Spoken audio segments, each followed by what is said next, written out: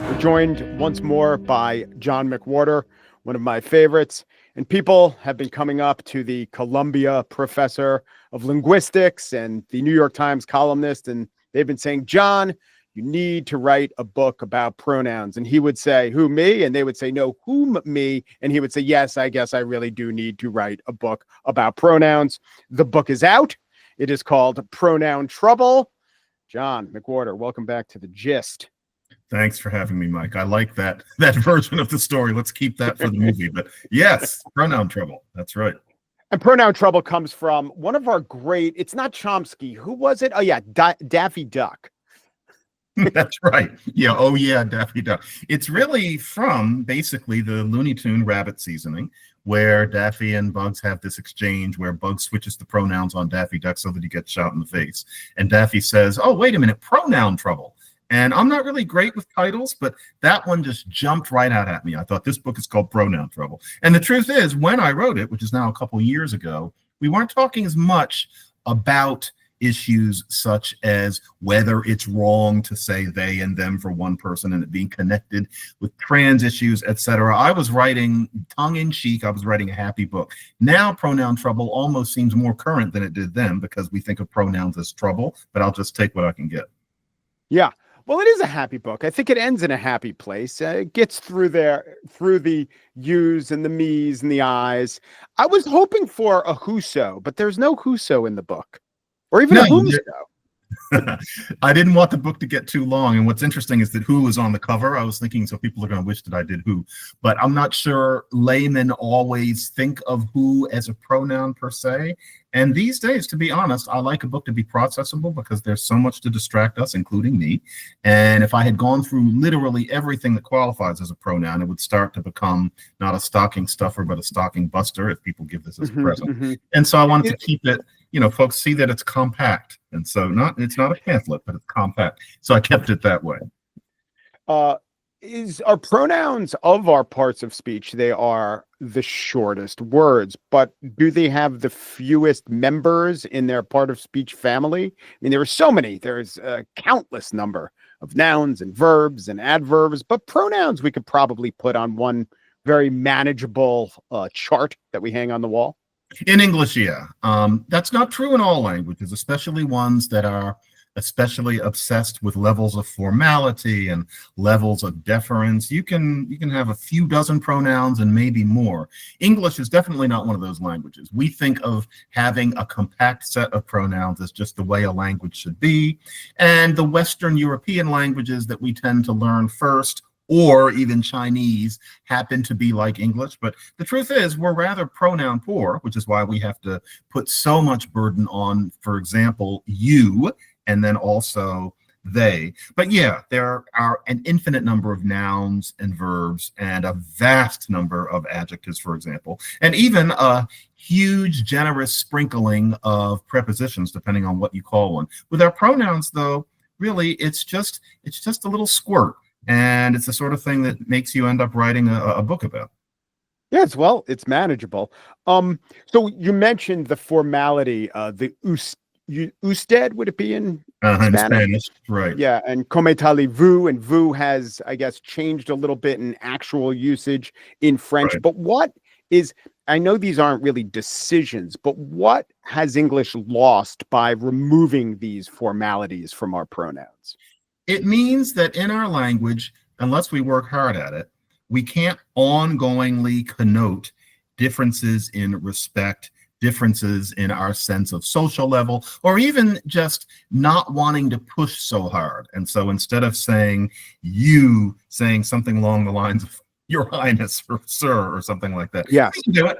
But in a normal language, frankly, most languages in the world, there are ways of conveying that difference that we're probably, most of us today, most familiar with Spanish. So we learn, if we're English speakers in Spanish, that there's tú, and we think, oh, that's how you say you. And then one of the first things you learn within the first couple of weeks is if you're conveying deference, you say usted. There are two U's. And back in the day when French was the language most people knew, it was the same thing with tu and vous. And you think, oh, how exotic. No, not really. If you go all over Europe, that's the way languages tend to work. English is weird in us having only lonely little you. And it used to be that you can make a difference between thou and you. And it's so hard to wrap your head around this today, but you used to only be plural. You meant you guys. Thou was what you said to one person, and it wasn't formal. Now we think of it as archaic, and we figure, well, thou, and we're in breaches, and it's probably 300 years ago, we're in a bad play or something. But it used to be you look at one person and you say, thou come here, and then you all stay over there. And that flakes away starting in the 1600s, and here we are with just you. It's an impoverished way of having a second person pronoun, but we think it's normal because it's all we know. So there is a story that is very appealing, perhaps to us as Americans, as English speakers, about a classlessness of our society or the lack of formality. But that's not why it happened, right? That just happens to be a coincidence that the largest English-speaking country, America, was formed in a more egalitarian way that would lend itself to dispensing with formalities, but it wasn't anyone's choice. That's a coincidence, right? Yeah, and you want to tell that story. You want to say that we dispensed with the sense of hierarchy that the French and the Bulgarians and the Norwegians and the Russians, but then you notice right there when that comes out of my mouth. It's not true. If you went back to the 1600s or the 1700s in Britain, for example, one of the things that we would have to most adjust to is how naked class bias was and how casual it was that a quote unquote lowly person addressed a person of quote unquote higher birth in a certain way. There was nothing slangy or informal about Britain in the 1700s. And yet this strange thing happened. And there's a more sophisticated idea that it had something to do with bourgeois culture. Skip that. That it had something to do with people from many regions coming together into the big cities and having to deal with one another, and that encouraging a sense of equality, etc. But no, not that either, because that exact same thing was happening in lots of European countries, and yet they kept their tu and usteds. And so the unsatisfying truth is, unless you read the book where I present some theories that are a little less intuitive, but I suspect are true. The truth is you think it might just have been chance because it's not any of the reasons that you would think it would be. So as American, are the pronouns in America and in English, are they unlike European or other languages? I analogize those languages with all their different variations to this. Perhaps you've seen, if you've done any work, a 68-piece ratchet set, and every single ratchet has a specific length. Whereas, you could just buy a set of pliers and they're adjustable. And so America, English, our pronouns, they're more like the adjustable pliers rather than the fine, finicky ratchet set. I really like that idea, but I think that part of it is that we just inherited the weird thing that happened to have gone on in England, because we're always trying, for example, to reinvent a plural you. And so we use you for singular and plural, but there's y'all from the South. There's yous from the vernacular Northeast, and yuns if you go to Pittsburgh. The Pittsburghers always want you to talk about yuns. So there you go, yuns. And so people want there to be a y'all, yous, yuns, because that makes the language normal. You need to distinguish between singular and plural. And we're trying to do that. You can look at Black slang and see some really exotic things, such as in Baltimore about 15 years ago, yo started being used not to mean yo and not to mean you, but yo as opposed to you, which these kids use. Yo started to mean that person over there, whether they're male or female, that person over there. Yo has some funny pants on. That doesn't mean your pants are funny. It means that person over there, probably a teacher or somebody we're making fun of, yo has some funny pants on. That's more of the human desire to elaborate.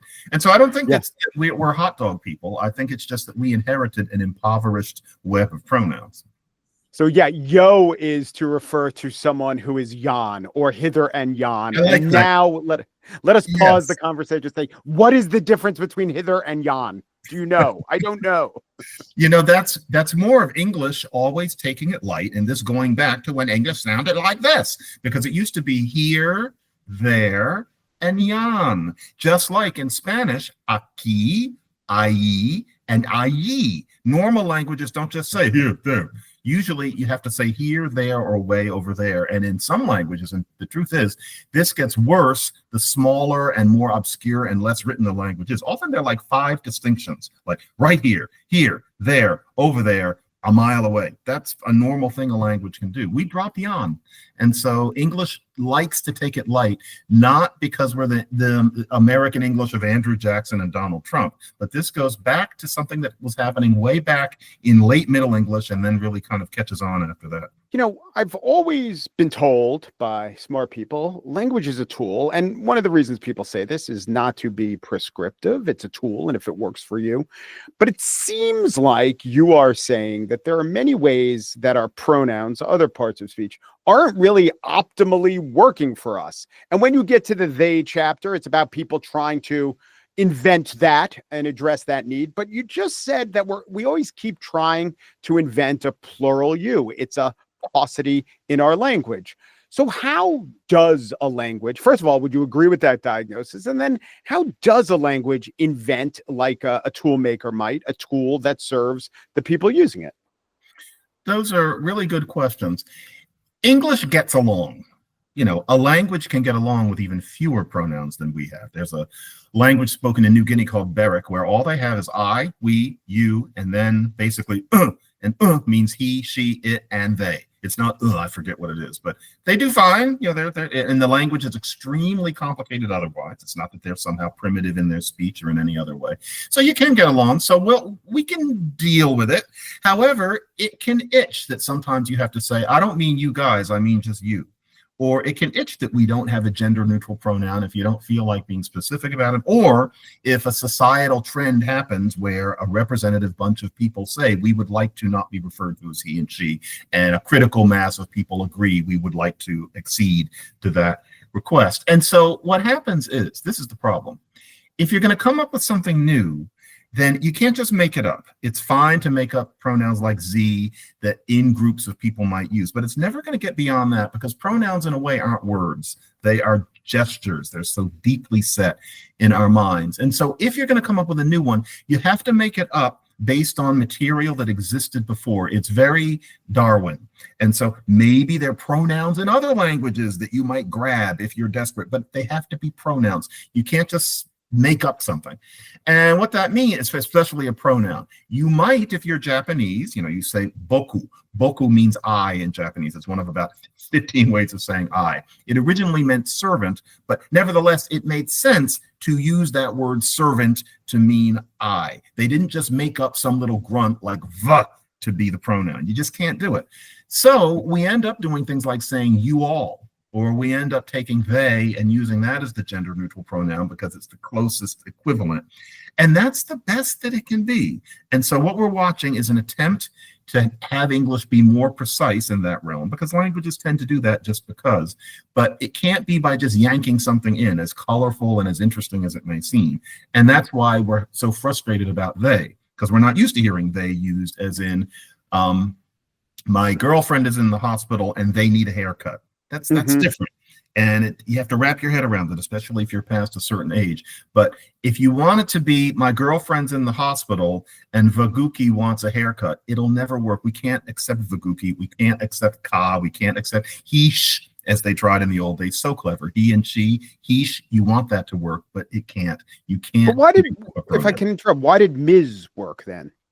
Because Ms. responded to a very specific need, and Ms. is not a pronoun. It is an appellation, and so people decided and also notice Ms. was a variation on Mrs. If they had said, instead, what we're going to do is we want to say gaboos for women to not specify if they're married, it would never have caught on. Ms. felt like a variation on something else. Yeah, and I would say a couple big gatekeepers at a time when gatekeepers were more important, like the magazine and then the New York Times saying we are going to endorse this. And they weren't leaders on this. This had been festering up, this has been bubbling up in the women's movement. Yes, it was more, it was more natural. Another factor is, I guess we could, if we put our heads to it, think of quickly talking in a sentence where the use of Miss or Mrs. might be misleading. But of course we could do this with they. Jim and John came to the door and they wanted pizza, but they wanted asparagus. Like, whoa, what just happened there? Right. Exactly. Whereas like, oh, you know what? Let me just say, Tanya and John came to the apartment and they wanted pizza, but they wanted asparagus is a very confusing sentence. If we had used he and she, it wouldn't be confusing at all. Exactly. And there are these sentences that come up. You talk in the book about a written piece about Judith Butler, who uses they. And it was very hard to parse. Now, you also say your children, I don't know if they're reading about, famed feminist scholars in the New Yorker because they're young girls, but your children are very easy and adept with using they. Would they, meaning your plural, two daughters, have a hard time parsing that written portion that you included in the book about Judith Butler, do you think? You know what? Yeah. And I think that this is something that I didn't include in the book, but that I'm going to start calling for, which, probably won't catch on. But if that article about Judith Butler had been a conversation, and you're going from one little context to another, the theys probably would have panned out naturally. But in print, I remember reading that in particular and thinking, this is a very interesting article. I respect that Judith Butler wants to be called they, but this is hard. And I thought what would have solved it is just to capitalize the T when it's referring to an individual person. If we do it with I, which frankly never made any real sense and was just based on the fact that it was easier to parse in print. Well, why not with they? Because if we're going to keep it, it would really have solved the whole problem for me reading that piece if they were capitalized when it referred to the single person, as opposed to all these French people surrounding her where, they were theys too. So that's my feudal suggestion for this decade. And, maybe it'll catch on. Yeah. While traveling in Brazil, they had helped organize where they had helped organize a conference on democracy. I mean, that they really can refer to Brazil or Judith Butler, right? You speak in this way. The woman replied, "They listen to you, and if they listen to you, they will stop defending Israel." Like, who is the they in that sense? There were landmines of they. 75. I looked up the original article. 75 uses of they, and I have to say, 35 of them made me stop and say and do mental math in my head, which is not how language is supposed to work. No, and I should say that it stuck out for me so much because the New Yorker is so very conscious of elegance of prose. They work hard on it and they succeed. It's the most buttery English prose I'm aware of. And I thought, if this is the best they can do, then I wonder if we could make sailing a little smoother. Yeah. But you're in favor of it. And you have many sentences in the book that were once pointed to as, well, this is an incorrect use of they as a plural. And that doesn't, maybe 90% of these do not seem odd to our ear. Every nation have their refinements. Now, to me, the have is weirder than the there in that sentence. Right. Neither gave vent to their feelings in words. Everybody will become of use in their own fittest way. I would say the vast majority of people, because everybody and somebody, or especially none, which I guess supposed to mean no one, doesn't strike people as singular these days. Exactly. And I mean, a lot of those sentences, you're talking about this collection of oldie sentences that I got from some guys in, I believe, 1895, and they're talking about all of these things as wrong. And it's these beautiful, elegant sentences from all these people with three names and Jane Austen. You would never think there was any problem with them. And they don't like just the grand old singular they. So tell each student they can pick up their paper after 5 o'clock. And I think there has always been a cohort of people who insist that that's somehow wrong. I would say 99% of them probably use it in speech all the time, but they say that it's not something that you should write down. And the ice was thawing on that starting in the 21st century already, because it's just something somebody made up in the 1700s that kind of got around. But really, English has done that since Chaucer, using they in the singular because it feels right. And now that there are people who are saying that they want a non-binary pronoun, you could think of it as a short Darwinian natural selection step from something that we were already doing. Although it's a challenge to use they to mean someone specific as opposed to someone indefinite or hypothetical. But not such a challenge as if somebody decided to make the new pronoun faux, that would have been frankly impossible for most people. And is that essentially what happened with Latinx? It just never had the buy-in of the Latino and Latina people? That's one of those things where I don't know if Latinx would have been impossible if a critical mass of Latino people were deeply, viscerally committed to pulling attention away from the gender binary. But the fact is, for better or for worse, the vast majority aren't. I live in a very Latino neighborhood. I have never heard a single person who I live among in 10 years use Latinx. It's something I only hear in academic and artistic places. And there's nothing wrong with it. I mean, it's going to be a kind of a jargon. It's not an insult to say Latinx, but it is never the guys in the barbershop across the street, the women who run the hair salon up the street from them, or even the school principal 3 blocks away. She's never going to say Latinx. And I don't think there's anything wrong with that either.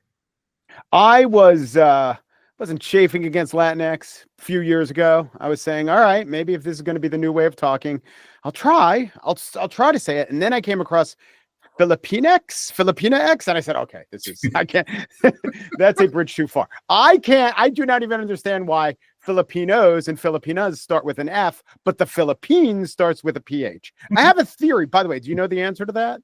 Well, roughly,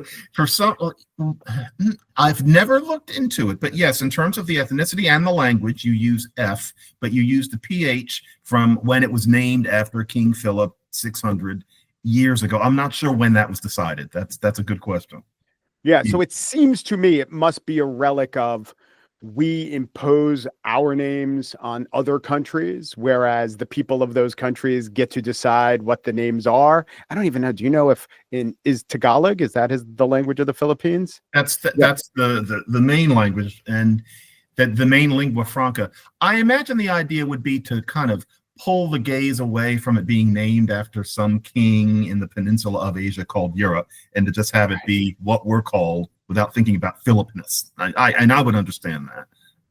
But yeah, the X's, this is an aesthetic judgment, but I think shared by most people, which is that X is kind of ugly, whereas Latine, which some people have been trying, where at least you get a nice open vowel, that somehow seems more plausible. But once again, it's only going to be used by people mostly with advanced degrees trying to make a point, because there's certain things you can't change about human cognition, most people's cognition. I know W is the most recent letter. Is X fairly recent? X is one of the latter letters, because really we don't need it because we have K and S. So why do you have to have this thing? It's just a matter of random inheritance. It's not an accident that it's one of the last letters. It kind of comes. But the whole story of V, W, X, Y, Z, all of them are kind of weird, and that's why they're at the end. And so yes, X is an odd. I wonder if other languages, Basque has a lot of X in it, or at least when we write Basque, if that is the language. Is the Basque language called Basque? Yes. Yeah. Yes. I wonder if they use the X for things like X-rated movies or X-ray. We use X for things other than a letter in the middle of a word, I would say, more often than we use X as a letter in a word. Yeah, X has a kind of a... I'm sorry to interrupt, but it's so jarring that I'm just watching a basketball game with Xavier, the Catholic roots to that name. But most lay people will call that Xavier because they're used to saying the X sort of as a meta letter as opposed to the work the X is supposed to do because of things like X-ray. Yeah. That is very true. Whereas the truth is that in languages where X crept in, meaning X, often the X sound has changed. And so it's really something like sh. If I see X in a foreign language, my first thought is it's probably sh. But yeah, many people think that it means that, for example, Basque is this language full of, xylophone, X-ray, that there's some weird Xiness about it, when really it's a very ordinary language in many ways, including its Xiness. Right. Xi Jinping. This is an example. For example, it's not Xi, right. Yeah. And it's not 11, which would be the Roman numeral version. So this is not the, if you will, the gist of the book, and we've talked about most of it. And I want to pause and say, you are if we give the impression that you only have critiques about the use of they as a non-gendered plural, quite the opposite. You're trying to assess and also find a way for it to work the best for people. And a lot of that is in the book, right? Yeah, I think they's great. I first heard it and I thought that's odd, but then I thought I'm going to learn to use this because it's long overdue. Yeah, but there are some little suggestions I have to kind of ease its way. By the way, the idea of linguists saying and acting as if they're not there to lecture you or tell you what's wrong, how recent a phenomenon is that? Does it align with the Warren Court or other cultural changes? That's a good one, Mike. Technically, linguists distinguishing themselves from grammarians and saying what I'm doing is describing what the language is like and celebrating it.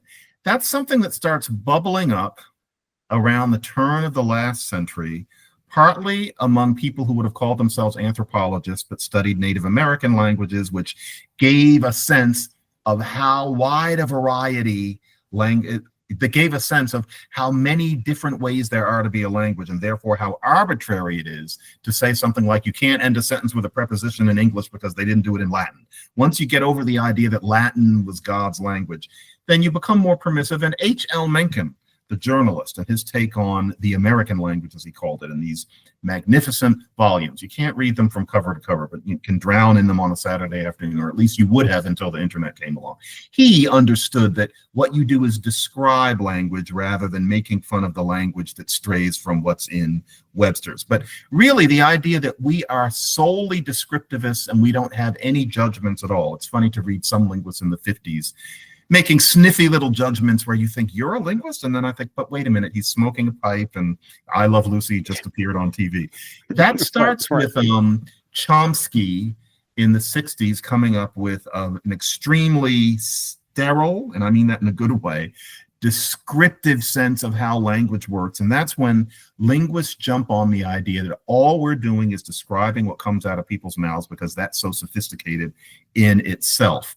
Of course, it does get caught up in politics. But the truth is, I always have to be careful because I don't want to insult this person. But then again, he doesn't listen to anything that I'm in. So in linguistics, there is not a single person at even the biggest, most inclusive linguistics conference who would not be what I'm calling a descriptivist, who would not say the idea of Billy and me went to the store is wrong is nonsense. Everybody down to the human would agree. I can think of 1.5 linguists, and it's interesting, both of them are card-carrying conservatives who still make those kinds of judgments. If you edit something under them, they're correcting you in the way that Mrs. Grundy used to. Only them. And frankly, they're old and nobody likes them. And so, yes, in linguistics, everybody is of that view because it's scientific. It's not politics, although it must seem like it from the outside. Yes. Nobody likes what they do, which would be an example of plural. Plural there, right? Right? They would not like that sentence. They think that's wrong. Well, if they were just one of them instead of two. 1.5. What is 1.5 is plural? Isn't that odd? Even fractions are plural. 3/4 is plural. That. Yeah, fractions. I never thought about 1.5. Yeah, that's and these are things people make up. And so it's funny. Strunk and White, who did not say that in particular. Everybody loves that book. It was well written. Strunk was a good writer, but that book is just full of stuff. It's just this guy who apparently kind of had an overbite and a high voice, just making some stuff up because that's what he liked. And here we are today thinking that it's authoritative partly because E.B. White wrote for the New Yorker. It's just a lot of this stuff is just made up, and language is not, it's not a cat show, or if it is, then we need to say that it's just a cat show. It's supposed to be about describing cat the analogy is running into a wall, but cat digestion, that's what it's supposed to be. Cat gut. Yeah. And it is a little like a game of tennis in that these things are going back and forth. Excellent insight that I had never thought of. There are many, and people love these words, borrowed words from other languages. And you point out much more rare to borrow a verb than a noun. De Niro is borrowed, but think of a borrowed Spanish noun, maybe vamos, but I can't think of too many. But and if only that. Yeah. Yeah. If I Yeah. think of German words, kindergarten or wanderlust or doppelganger, these are things or Schadenfreude. sometimes Right. feelings, right? And the French words are cul-de-sacs or hors d'oeuvres. However, I was thinking about this. Tell me if this strikes you as plausible. Yiddish has so many verbs that are borrowed. Uh, to plots, to schwitz, to stup, to finagle. Yiddish, I don't know. I don't think of Yiddish as more active or if there's any reason. And there are a lot of Yiddish words, bagel, that we don't even think of as Yiddish. But it does seem that Yiddish is very verb intensive for our borrowed words. Kvetch. Mike, that's so true. And it wasn't true of German. It's a Yiddish thing. That is a genuine challenge. I've never thought about that. There are probably a good dozen Yiddish verbs that are borrowed. And, the magazine article about this that I wouldn't write would be about how there was this strong vernacular Yiddish influence on particularly the language of entertainment back starting about 125 years ago, and that somehow percolated into real life. But then the question would be, why was Al Jolson using the language that way? Why were the people on the Lower East Side using English that way? And why did their kids then pick it up? It's one thing if you are more comfortable in Yiddish and you speak English and you sprinkle it with those verbs, that's normal. But then your daughter's English name is Paula. Why did Paula pick that up and start using those words in English? And then why did her daughter, Barbara? Yeah, that's, Mike, I'd have to think about it, because I'm not going to just sit here and make something up. Yiddish is an exception there of what is considered one of the gold standard tendencies in language change. But yes, with Yiddish, you finagle, you schlep, you stup. Yeah, there's a difference there. I'd have to think. And every day on my show, I do the spiel. So this is Yiddish, I believe. So I'm familiar with Yiddish. I think it may well have to do with vaudeville in that these words, well, you tell me, when there are borrowed words, dinero means money, right? It doesn't mean pesos. It's an equivalent.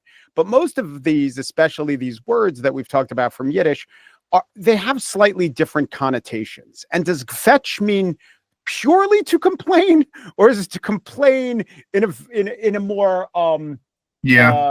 culturally evocative way, and also like a more communal way, I think. It's or to schlep something. What would the equivalent be? To drag, to lug? I mean, schlep kind of it's very specific. Or for example, stup is a word that you think, well, it means fuck. But frankly, there's copulate, which is very clinical. There's fuck, which is really vulgar. Stup is dear. It's kind of cute. You're forgiven for the stooping to an extent. And we've got screw, but you don't forgive for screwing. There are all these other little words, but stup, I remember the first time I heard it, I don't know if I can say what the context was, but stup, I remember thinking, what an affectionate word for it. Whereas English doesn't really have one. And, to finagle, once again, you have a very specific sense of it. Also somewhat forgiving. He's a finagler. That sort of thing. What a terrible voice to do, but I like old vaudeville. Maybe it's partly that, although then, of course, you say, well, then why not from Japanese? And then again, maybe that's because old Jewish culture was so deeply ensconced in the urban Northeastern American culture back in the day. This is worth an article. I wonder who might write this as time goes by. We'll see. You have many students. You could assign them one. There is another vaudeville-related insight that I don't think is in your book. I did read it cover to cover. Maybe I missed it. Thank you. It was in Lexicon Valley. And it was how, this is a pronoun insight, how especially Rodney Dangerfield, who just missed vaudeville maybe, would tell jokes like, my wife, she was sitting around the house, or where you introduce the pronoun kind of unnecessarily, which is great. Obviously, you love Rodney. There are other examples. You played a bunch of songs where someone would introduce a pronoun right after the words that were spoken. So the question isn't, is this right or wrong? Rodney said it, so it must be right. Why do you think it works? What about it serves what he's trying to do? What that is is, a lot of people think that's wrong to say, but what that is that what language is based on is you lay out what you're going to say something about, and then you say something about it. Now, we are used to dealing with that in terms of the nice, tidy, very European, frankly, subject predicate sentence. The dog went outside. So the dog is the subject, went outside is the predicate. Just as common, and perhaps more common in casual speech in most languages, is that you start with what you're going to talk about, the dog, and then there's the predicate, and the predicate is a whole sentence in itself. The dog, he went outside and he, peed on a tree or something like that. Very natural. If you look at the way people actually speak English as opposed to the idealized way that we think of it in writing, it's just as common, if not more, for somebody to say, my wife, she doesn't like it when Rodney does that, it's not a rhetorical technique. It's just that he sounded like, I'm about to laugh. I love him. But when he says that, it's just the way people talk. Jack Benny, who was much more formal, even he used that kind of topic comment, as we call it in linguistics construction. So it's not wrong. It's colloquial. And especially European language speakers have an artificial sense of what real language is based on the way we write it. But it's perfectly natural, and very often, this is something that gets too far into the weeds, but you use the pronoun that way so often that often it turns into something else. In many languages, the he becomes just e and then becomes eh, and it just becomes this little bit of stuff that becomes kind of a verb to be in itself. It's just, that's so normal. But in English, we hear it as kind of the wrong thing. My wife, she doesn't like it when I come home. That's the way English is. I tell you, my wife, she drives me nuts. She's always taking me to these classy restaurants. I would say if a comedian or if comedians say something and do something quite often, not only can we say it's not wrong, they are, if they're good and people respond, they're telling us something about the language, and they're telling us, if language is a tool, this is a very functional way to use the tool. I mean, in fact, maybe we, especially if we're trying to get a laugh, we should talk like that. Mm-hmm. I remember the first time I listened to stand-up and was thinking, this is real language, was one night. It was Eddie Murphy, and it was either Raw or Delirious. Somebody put in something called a videotape. And I was frankly high as a kite. I seem to remember, this was like 40 years ago, and just watching Eddie talking. And I remember thinking so many things that he says, and I don't know how much of it he was conscious of, are about the subtlety of language. So at one point, he has some kid making fun of other kids for being their mother's on welfare. Your mother's on welfare. And the way he had it was, your mama's on the welfare, the welfare. And I remember thinking, the welfare is less cruel than welfare. If the kids are saying on the welfare, we all know what it is. Maybe we understand it. It's unideal. Your mama's on the welfare. And I thought, your mama's on the welfare is different from your mama's on welfare, which would have seemed a little cruel of the kids. And so that's whereas when talking about groups of people, adding the definite article probably alienates you to them if you're talking about gay people versus the gays. Right, the Jews, right? Yes. Exactly. Well, that's a huge one. Although among Jewish people, what's good for the Jews? But Lord forbid I would, say that from the outside. Also, Donald Trump's the blacks. I'm aware of him saying it once, but that sort of thing. And it's very subtle. It's distancing. And whereas if you say the welfare, you're distancing yourself from it a little bit, which in that situation means that you're not hitting it so hard. Your mother's on welfare, as opposed to your mother's on the welfare. It's over there. It's not the essence of your mother. No one thinks of it consciously, but that's how language works. I got a touch of the diabetes. Another one, that's right. There was one. This is very bonusy. There is a phrase that exists, or a word that exists. Maybe it's a pronoun that exists. I think it has to do with his. That exists only because it was once two words, and the mashup of it proved more useful than the two words separate. Do you know what I'm talking about? I'll find it. You mean John, his book? Yeah, that might be it. Tell me about that. It used to. Do I talk about that in the book? Yeah. It used to be. The only reason we have an apostrophe when we say John's book is because it used to be that there were two expressions. You could say John's book, which people have been saying since Old English, or you could also say John his book. And if you said John his book fast, then you said John's book. And so people put an apostrophe in to show that you were leaving out the his. Then pretty soon there were two things. There was, you always said it that fast and you said John's book, or there was the old John's book that you have in German. So the only reason we put an apostrophe in is because there used to be a missing word. It's not that you have to have an apostrophe to mark the possessive, because if there were no apostrophe there, we'd be just fine, which we know because German has the same thing and they almost never use an apostrophe. And they're, of course, you know, the most precise people in the world other than the French. So yeah, there was that.